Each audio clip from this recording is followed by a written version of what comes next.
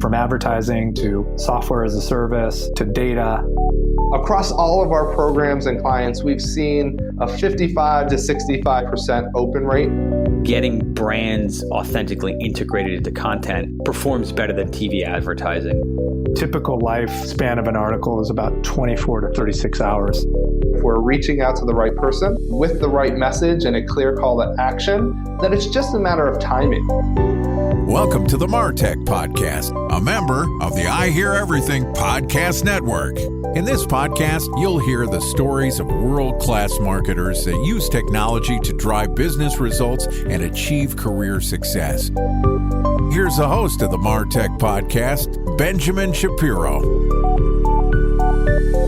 Welcome to the MarTech Podcast. I'm Benjamin Shapiro, the executive producer of the MarTech Podcast, and today we've got a special episode for you, which is going to be guest hosted by Doug Bell, who's the CMO of Chief Outsiders. Doug is a veteran CMO with a background in helping growth stage B2B SaaS companies reach their true potential, and I'm thrilled to invite him and some of his friends to take the microphone and share their knowledge with you, our loyal MarTech Podcast listeners. Okay, here's a special episode of the MarTech Podcast, guest hosted by Doug Bell, the CMO of Chief Outsiders. Hello, marketers. My name is Doug Bell from Chief Outsiders, and today we're going to discuss leveraging platforms for business revitalization and growth. Joining me today is Ted Moser, who is the senior partner at Profit. Profit is a growth and transformation consultancy known for blending insights and inspiration at every step. They pair a rigorous, empathetic approach to problem solving with bold creativity shaped sound, original solutions. Yesterday, Ted and I talked about revitalizing your business through the right platforms. And today, we're going to continue our conversation by talking about the 3 reasons platform excellence is essential to growth. Okay, here's my conversation with Ted Moser, the senior partner at Profit. Ted, welcome back to the podcast. Thank you, Doug. Good to be back. Great conversation yesterday. We unpacked so much. I especially love helping companies sort of point themselves away from the choose to the use and the benefits of that change. And I want to use that as a springboard to why organizations take this on. Because we talked a bit at the end about this being as big a change or as equivalent to the change of on-prem companies making the transition to cloud, or even the transition during the early days of the internet era, where didn't put a website out there and start thinking at least lightly in terms of the choose motion, maybe even towards the e-commerce motion. Those companies probably don't exist, or we don't know about them anymore. So what I'd love to do is to spend a little bit more time and talk about why a CXO would take on such a big change, and really what are some of the things they need to think about along the way. So kind of unpack why companies are approaching you and really how they're thinking about their future and why they would take this on. Happy to, Doug. We would say there are 3 answers to the question of why is a platform approach to business existential, not optional. One is being with the customer as they use is becoming the definition of a relevant modern brand. We run an annual brand relevance index at Profit, my consulting company. We interview tens of thousands of consumers every year about hundreds of brands. And we give them 16 attributes and we ladder all up. But the king crowning question is, this brand is relevant to my life, and that's highly correlated with NPS and intent to buy.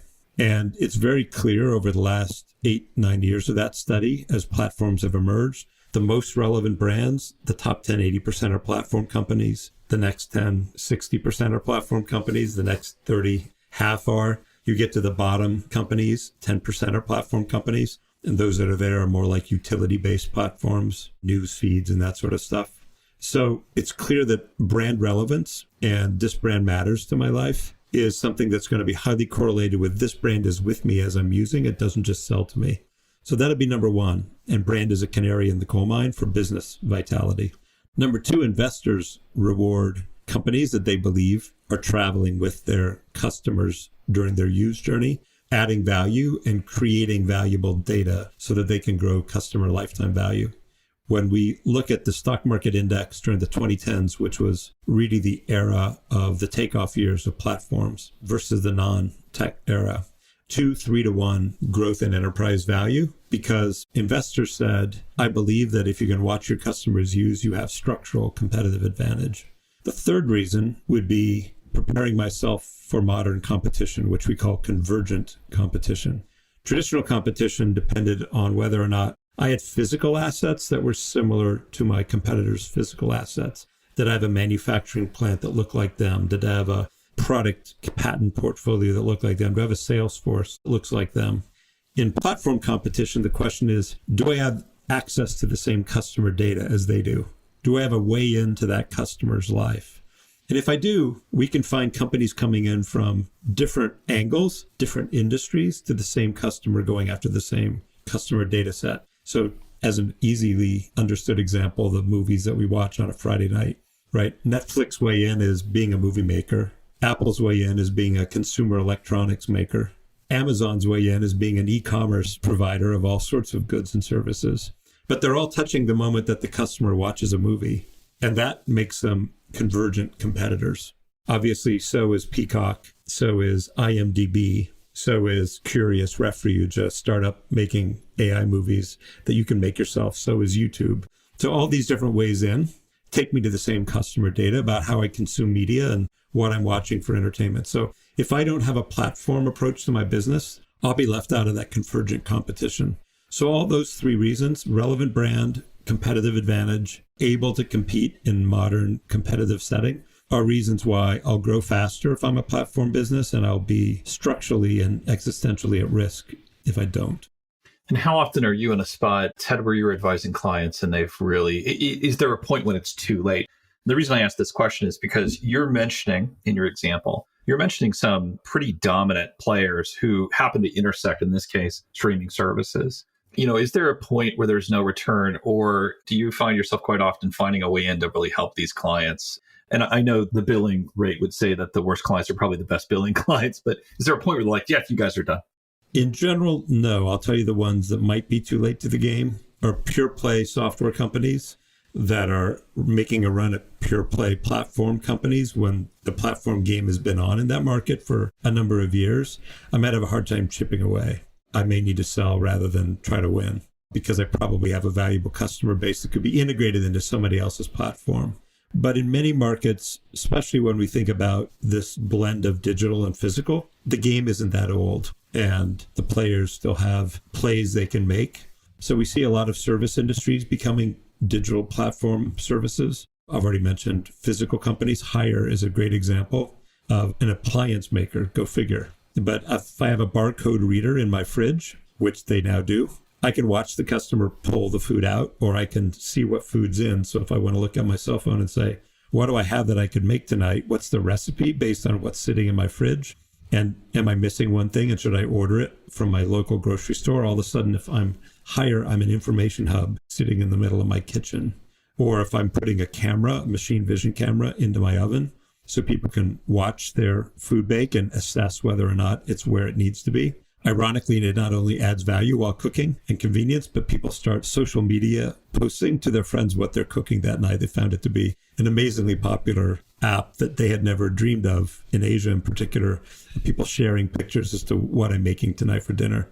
And all of a sudden, my oven can start to talk to my fridge, can start to talk to my wine cellar, and I can start to create information synergy. So there's plenty of places that there's a lot of virgin territory still to be covered. It's rapidly developing, though. There's almost every industry where you have innovators, disruptors, where you have incumbents trying to strike back, where you've got a lot of risk capital involved. So there's no time to waste, but for most companies, it's not too late. You mentioned, one of the values talked about was preparing for modern competition. And you mentioned Netflix, so I'm going to use this as an example. But to me, it sounds like you have these platform players who ultimately were disruptors at some point themselves and are ultimately recognizing that it is not that hard to disrupt. It is not that unusual. Our most recent example, though it was a long story being told from 2002 forward, is Tesla, who's done an amazing job really disrupting through a very capital intensive point in time. And if you're a Tesla investor at some point who burned through billions of cash, it was no easy journey. But it's easier to have been 25 years ago and be like, who's going to compete with me except for my own competence? So it feels in many ways it's disruptors recognizing that potentially their competitive standing depends on their ability to stay within this virtuous cycle. So do you find that to be a motivation for large platform players? And are they still really fearful, because you mentioned it yourself, of those disruptors, potential disruptors in the marketplace? Yeah, I think most markets, you can find archetypes of competitors. You have the original disruptors. You have the incumbents who fought back. You have some incumbents who were niche players and found a place to land and defend a fort that they can hang on to. IMDb in the movie space is a good example of becoming the reader's guide of streaming media, if you will, of the information guide for streaming media. And then you have next-gen disruptors. You also have the original disruptors having to reinvent themselves. Netflix needed to go to an advertising-based model because the price premium they were allowed to charge in the mid-teens was no longer possible when everyone wanted to add more subscriptions. They didn't want Netflix to take that much of their wallet for media entertainment. So they had their moment of, they were the fastest growing stock during the 2010s of any stock in the market.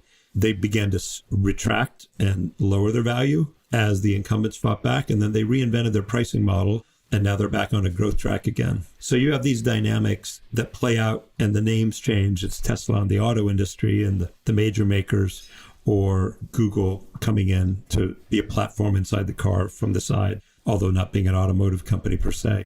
You've got that playing out in every space. You've got it playing out in financial services with the robo-investors, with my ability to structure my own products and use AI to structure alpha generating financial products. So there's a lot of, I'd say, common dynamics of competition, and everyone should be running scared. I think the fallacy that was sold in the 2010s to companies around platforms was they would give you an information monopoly that would protect you. So Uber started out with this great, if we just get the first network, spare no expense, red ink all over the world to get number one market share. And lo and behold, customers own a Lyft app and an Uber app, and they call both cars, and whichever one gets there first, they cancel the other one.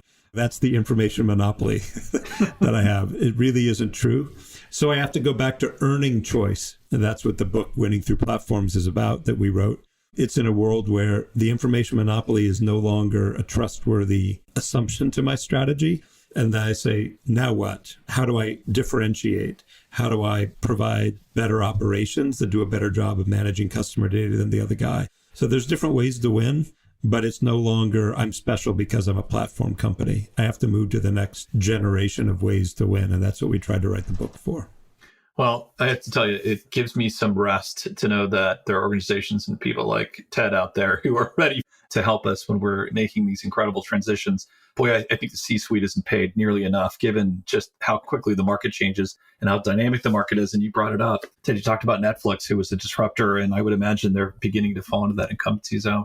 Learned a ton today. Ted, I really appreciate your time. Thank you, Doug. Pleasure to talk to you. Okay, that wraps up this episode of the MarTech Podcast. Thanks to Ted Moser, Senior Partner at Profit, for joining us today. If you'd like to get in touch with Ted, you can find a link to his LinkedIn profile in our show notes, or you can visit his company website at profit.com. Okay, that wraps up this episode of the MarTech Podcast. Thanks to our guest host, Doug Bell, the CMO of Chief Outsiders. If you'd like to get in touch with Doug, you could find a link to his LinkedIn profile in our show notes, or you can contact him on Twitter, where his handle is Market Advocate. Or you could just visit his website, which is chiefoutsiders.com. Just one more link in our show notes I'd like to tell you about. If you didn't have a chance to take notes while you were listening to this podcast, head over to martechpod.com, where we have summaries of all of our episodes and contact information for our guests. You can also subscribe to our weekly newsletter, and you can even apply to be the next guest speaker on the MarTech Podcast. Of course, you can always reach out on social media. Our handle is MarTechPod, MarTechPod, on Twitter, Instagram, and Facebook, or you can contact me directly on LinkedIn. My handle is Ben J. Shap, BenJShap. And if you haven't subscribed yet and you want a daily stream of marketing and technology knowledge in your podcast feed, we're going to publish an episode every day this year. So hit the subscribe button in your podcast app, and we'll be back in your feed tomorrow morning. All right, that's it for today. But until next time, my advice is to just focus on keeping your customers happy.